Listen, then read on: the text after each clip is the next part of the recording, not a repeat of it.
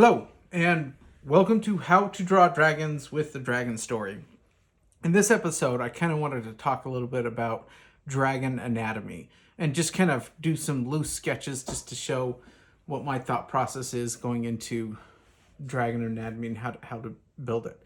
And so, probably one of the first steps, when I first started drawing dragons, I struggled so much with the wings.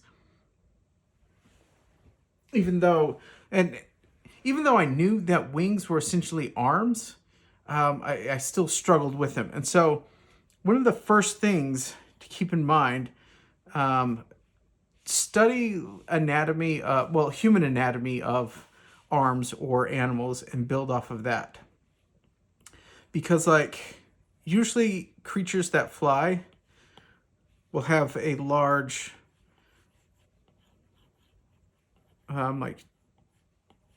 pectoralis muscle, the muscle on the chest.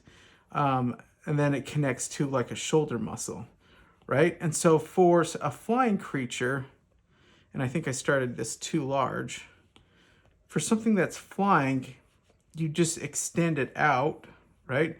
So you stretch this arm, imagining that's the arm bone, and obviously it'll have muscles attached to it.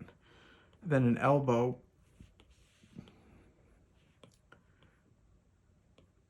Let me adjust this.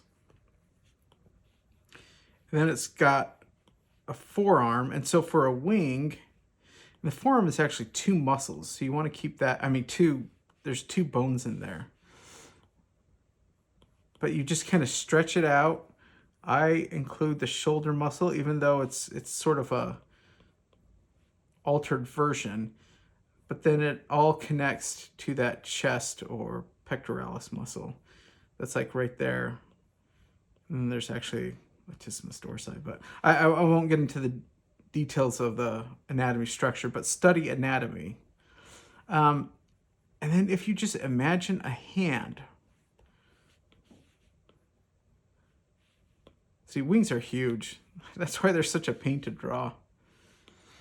So if you imagine a hand and you just stretch out its thumb, maybe put a claw on the thumb, and he's just gonna essentially have these four fingers. And obviously with dragons, they can have variations of designs. So it looks like an arm,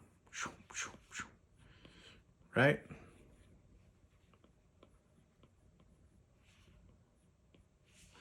And then you just extend these fingers really long.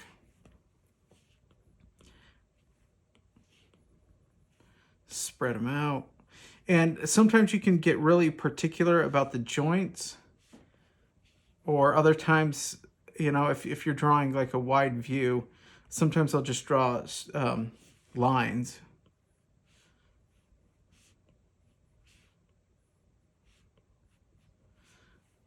So now it's just a hand with really long fingers. And then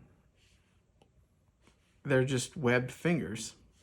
And depending on the style of the dragon, this can always be a tricky connection because you have this elbow bending, so that skin will kind of change in various shapes, but you also have to kind of map out where it attaches to the body. If it's a strong flying dragon, you probably want more lift. So it might connect closer to the hip versus coming back. Let me show you the difference.